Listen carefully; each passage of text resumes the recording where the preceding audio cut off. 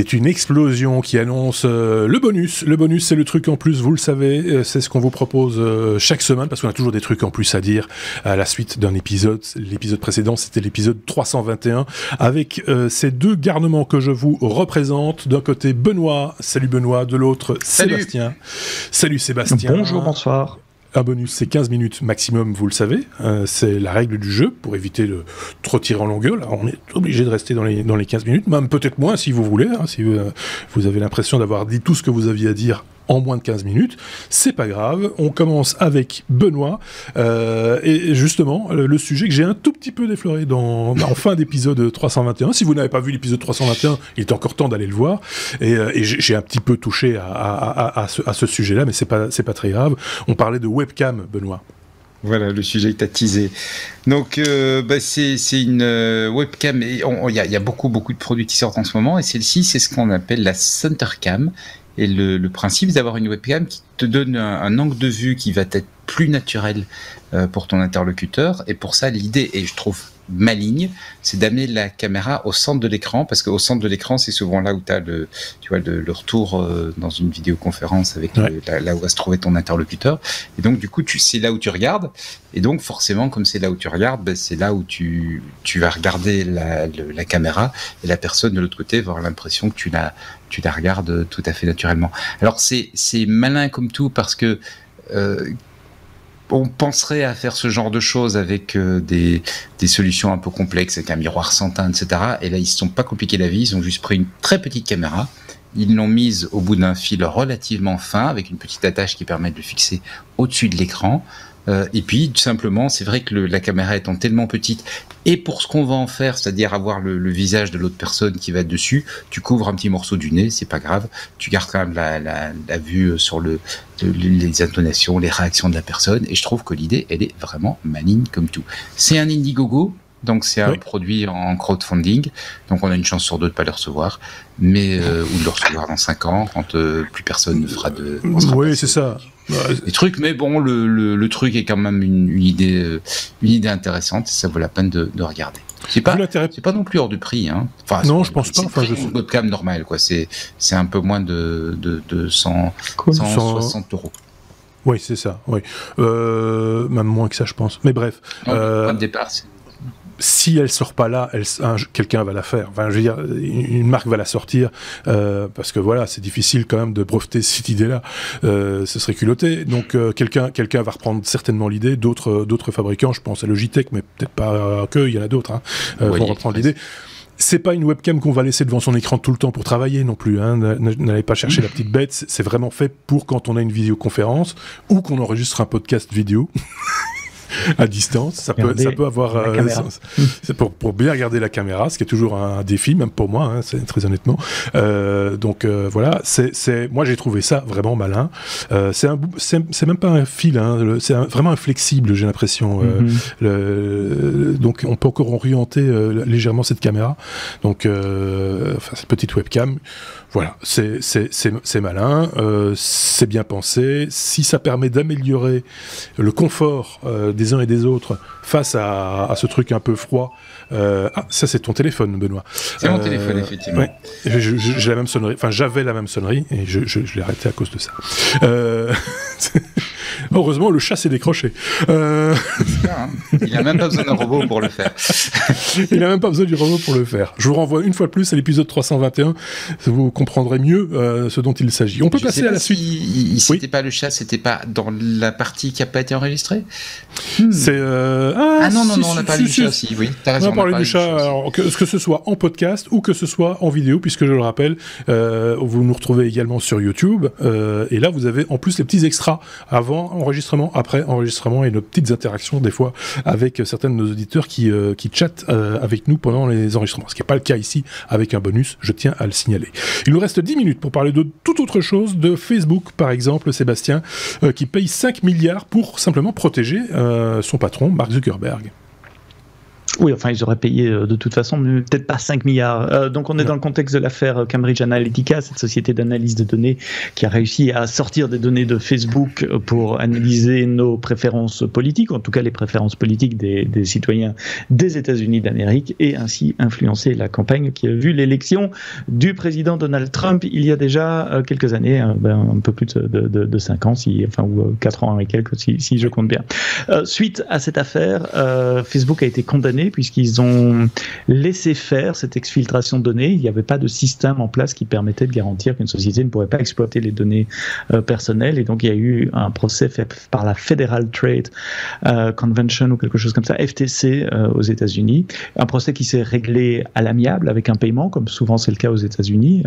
Pour nous Européens ça semble un peu choquant, mais c'est tout à fait normal dans le système judiciaire américain là-bas.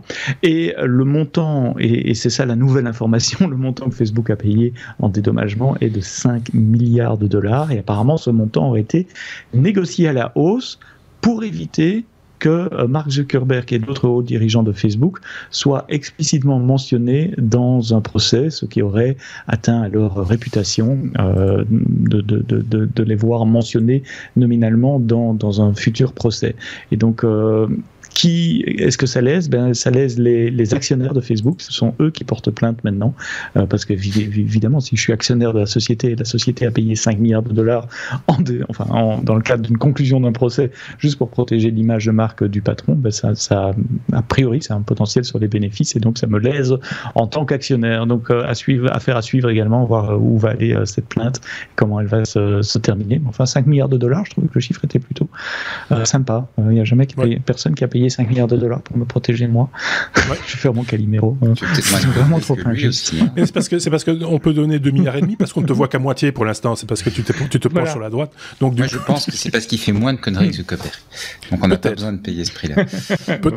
Peut-être. Ou que c'est complètement indéfendable et qu'on s'en fout et qu'il aille au feu, quoi. Tu vois, tout est possible.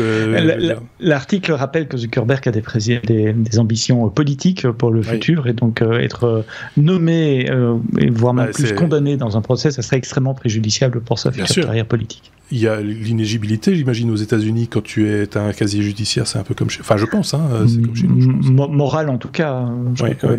Ils sont beaucoup plus stricts là-dessus qu'ici en Europe. Bon, écoute, moi, alors ce que j'aime bien, c'est on va parler, mais passer sur le sujet suivant. Mais moi, j'adore quand Benoît me met dans le lancement, il met pain. Voilà, pain. Toi-même. Donc, il a fallu que pendant qu'on parle, que j'ouvre la page pour voir on parle de peinture, ok, d'accord, ça j'avais un peu compris, et de robots aussi. De quoi s'agit-il ? Le Flingbot, c'est un robot qui peint. Voilà, merci.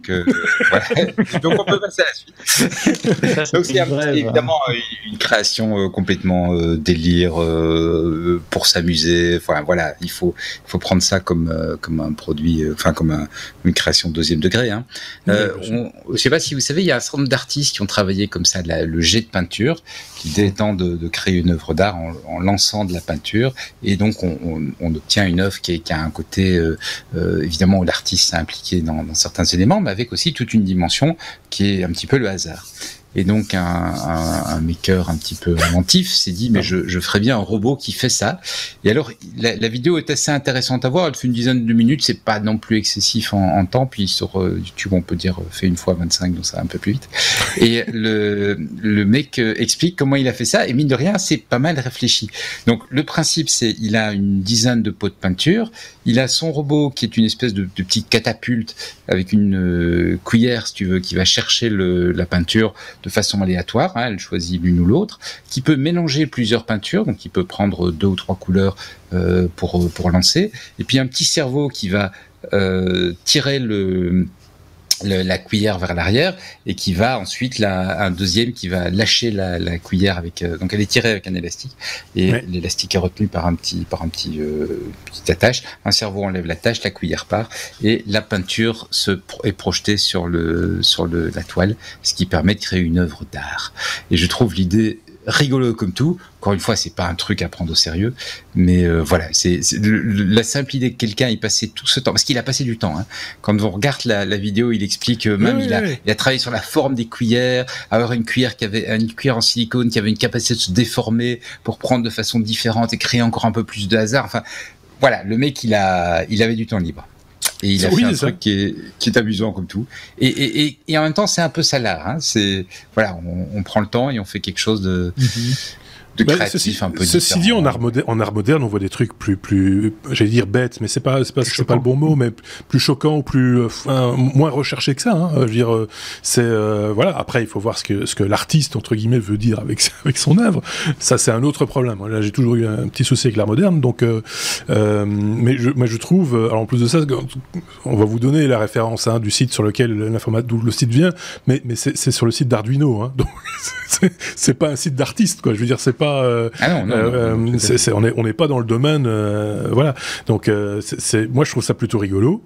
Et vous savez, aujourd'hui, avec les NFT, on peut vendre tout ce qu'on veut. Hein, donc, peut-être qu'il y a peut-être un développement économique possible dans un avenir proche. Si ça se trouve, ce monsieur va être coté et va gagner beaucoup d'argent avec ses œuvres fabriquées par un Arduino et une cuillère, une espèce de cuillère à soupe. Mais bien pensé. En silicone, la cuillère. En silicone. Oui, c'est ça, en silicone. Bien écuillé. Hein. Oui, c'est ça. Et puis après, il y a le choix des couleurs, etc. Donc il faut... Voilà. Pourquoi pas, j'ai envie de vous dire. Pourquoi pas. On peut passer à la suite, parce que le temps passe, l'air de rien. Il nous reste 3 grosses minutes pour parler avec Sébastien de... justement, le boom des NFT. Ça tombe bien. Mais des jeux qui rémunèrent les joueurs avec du NFT, parce qu'on peut acheter des objets dans le jeu qui sont matérialisés si je puis dire ainsi, authentifiés en tout cas par du NFT. Et donc en fonction de la rareté de ces objets, ça peut être des armes, ça peut être des objets décoratifs, etc. Ils peuvent prendre de la valeur et s'échanger plus cher. Donc il y a un marché de spéculation dans les jeux pour gagner de l'argent. Il y a aussi un autre modèle où des éditeurs de jeux rémunèrent les joueurs. Il y a un circuit d'économie fermé dans le jeu. Certains dépensent et certains gagnent de l'argent en jouant. Les deux jeux en question sont Plants vs Zombies ou encore Axie Infinity.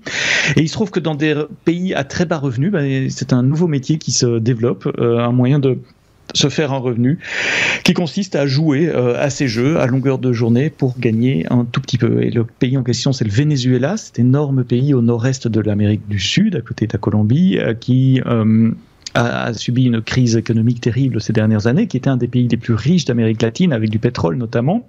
Mais la chute des cours du pétrole est combinée à une dictature et une gestion politique calamiteuse du pays a conduit le pays à la ruine, la dévaluation de la monnaie. Le salaire moyen des fonctionnaires, c'est entre 5 et 10 dollars par mois, 5 et 10 dollars US par mois.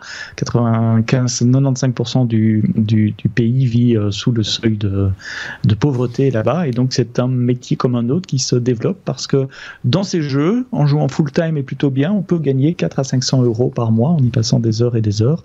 Donc quand le salaire moyen est à 5 à 10 dollars par mois, vous faites le calcul vous-même, ça devient très rentable. Ce que l'article dit également, et j'ai appris ça à l'occasion, c'est que certaines personnes ouvrent un compte et payent des autres personnes pour jouer à leur place et puis partagent les revenus. Donc j'ouvre des comptes sur ces plateformes-là. Si j'ai bien compris, il faut payer pour jouer à ces jeux-là aussi, plusieurs centaines d'euros pour certains. Donc c'est hors de question qu'un Vénézuélien puisse se payer le ticket d'entrée là-dedans. Donc c'est d'autres personnes qui le font et qui partagent les revenus après. Voilà, une nouvelle manière, un nouveau métier. Déjà il y a quelques semaines dans le podcast, je parlais d'un nouveau métier. Je sais plus ce que c'était. C'était aussi c'était les fermes à clics pour les captcha, avec des gens qui faisaient ça. Voilà, un nouveau métier du numérique, si on peut appeler ça un métier, en tout cas une activité qui rapporte de l'argent. Lié au NFT, Non-Fungible Token, il serait bien de réexpliquer comment ça marche, ces machins-là, mais en 1 minute, est-ce que tu te sens de le faire ? Je pense pas. Hein, oui, c'est un système basé sur la blockchain qui permet d'authentifier une pièce numérique. Donc cette pièce numérique, a priori, on peut la répliquer autant qu'on veut. Eh bien non, parce qu'on l'attache à un token, donc un jeton qui est unique, qui est validé cryptographiquement par la blockchain, qui dit que c'est toi, Marc, qui possède cette image-là, etc. Et donc tu es le propriétaire authentique de cette image. Ça permet d'attacher un titre de propriété à un bien numérique, à un bien non tangible qu'on ne peut pas toucher. Ok. parfait. Il est nickel, hein, il fait ça bien. Hein j'ai l'œil sur le chrono en plus. On va le garder. On va le garder, je pense. Je sais pas si Benoît avait un truc à rajouter en moins de 30 secondes. Non, tu vas me parler. rien en moins de 30 secondes. Rien en moins de 30 secondes. J'ai un truc à dire, mais je le garde pour la prochaine fois, dans un mois. Salut Benoît. J'ai une grande gueule, je ne saurais pas faire en 30 secondes.